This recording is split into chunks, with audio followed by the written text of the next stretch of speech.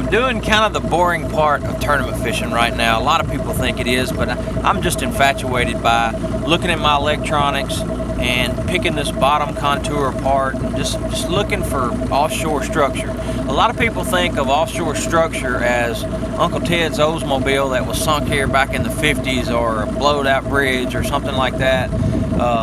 But really, offshore structure is the bottom contour that you can't see, that's under the water. And it may be a drop, it may be a drain, it may be a creek channel, whatever's under the surface back here. And that's what I like to do.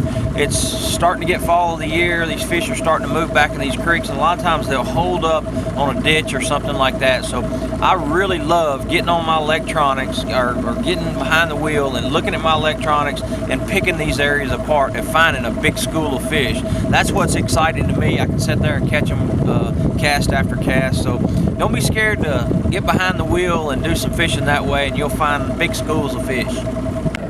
All right, as you can see, we just came off this little drop. It dropped from 13 or 12 to right into this 14, and you can see these fish right here. They're suspended around this drop. There's a little bit of brush down there, as you can see on the bottom. Now this is my side scan, down scan, and this is my map and sonar. So you can see the arches on your traditional 2D, and like I showed you right back here on the structure scan, they show up in little dots, and they're suspended around here. So you can, this is the shooting off to the side, you can see that highlight right there, and that is where it actually drops off, and you can tell the shade where it's darker over here, it's deeper. So you can see these fish suspended out on the outer edge right here.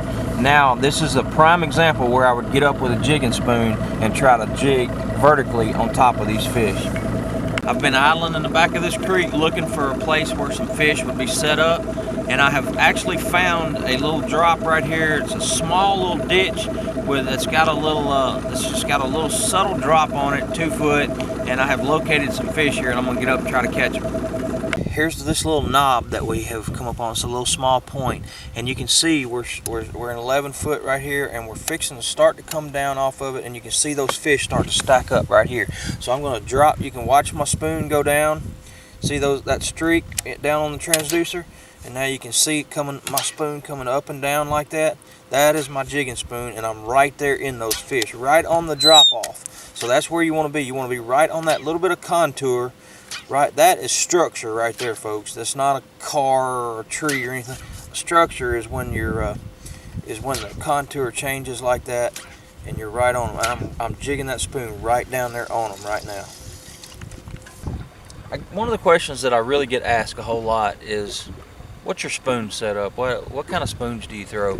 I really like getting on my graph, looking at vertical jigging, on these fish, and spoons is just something that I've just been infatuated with. And right here we've got our plain old 3740 box, one of the waterproof boxes. And the reason why I like the waterproof boxes for the spoon is because these things are all metal, and you've got all metal baits or brass, you have your hooks, your split rings, things like that. So I really like the waterproof box, and I just have all different kinds of spoons. The spoon that I like absolutely the most is of course the Strike King Sexy spoon. They've helped me win so many tournaments over the past 4 years. They've just produced big key fish for me. It's a big profile. The spoon is a cradling spoon. It has a thump to it, and it's just a spoon that fish just can't resist. We've got the big one, and we also got the little small sizes in it as well. So I like depending on the size of the shad. But I have lots of different spoons in here. I've got little tiny spoons that I'll throw. I'll even jig spoon them for crappie. I've got vertical jigging spoons that I throw, that I drop straight on them, up and down. And I really have no preference on that type of spoon. I don't think it matters. It's just a little shiny piece of something with a hook on it that I think attracts the fish to hit. I like putting stinger hooks on a lot of them, but this is the plain old 3740 waterproof box that I keep my spoons in. I have all different kinds. Get out there and look on your electronics. Try spoon fishing, especially late fall, carrying it right on into the winter. It's a way you can get over the top of these fish and just have lots of fun. It's like playing a video game.